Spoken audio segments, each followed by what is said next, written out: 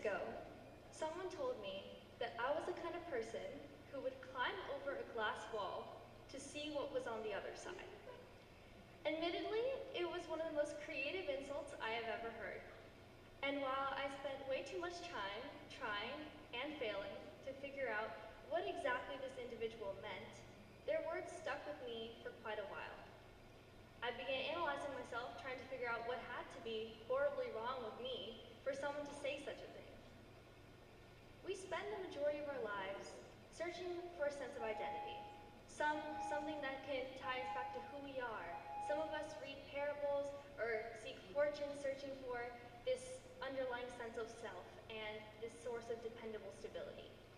Is this elusiveness of stability holding you back? Is it becoming a sort of emotional wall? Those weren't rhetorical questions because we're human. We love to worry about things we can't control. Enter rejection, one of your greatest unconscious fears.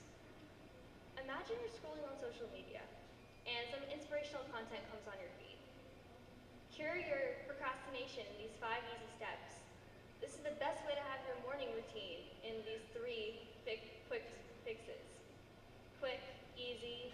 Isn't that compelling? I mean, who isn't eager for a salve to their insecurities or an easy way to solve their problems? However, rejection is a little different because it surrounds us in our daily lives. From a lost friendship, a missed job opportunity, or a bad test score, it's not easy to overcome rejection. In fact, I would argue that it's almost impossible. As a writer, I have some experience. I've been rejected over 100 times when applying for literary publications. And if there's one thing I've learned, it can take a severe hit on your self-esteem. As I trust you all know, we are currently facing a global youth mental health crisis, and self-esteem has never been lower.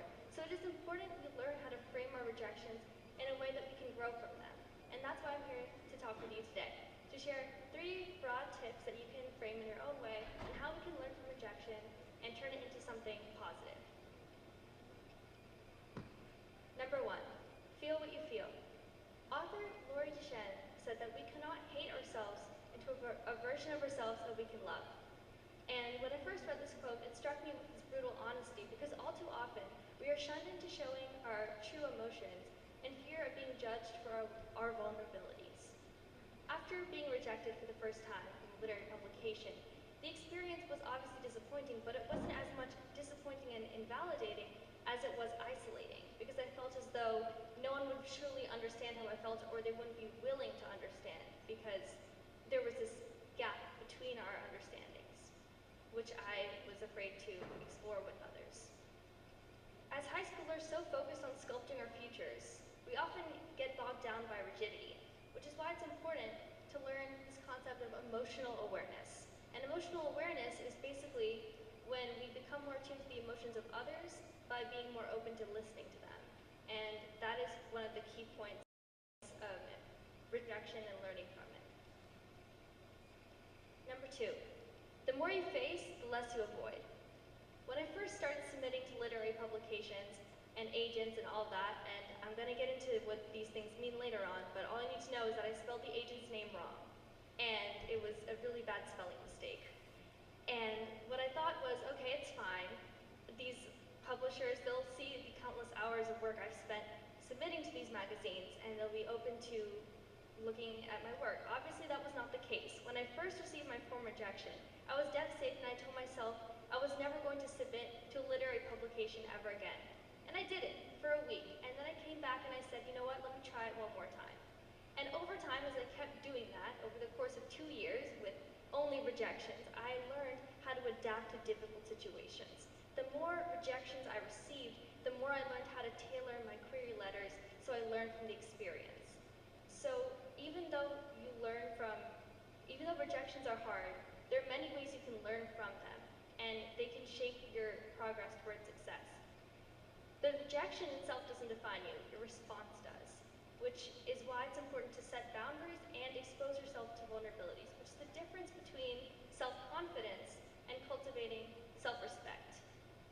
As Maya Angelou said, you may not control all the events that happen to you, but you can control how you can decide not to be reduced by them.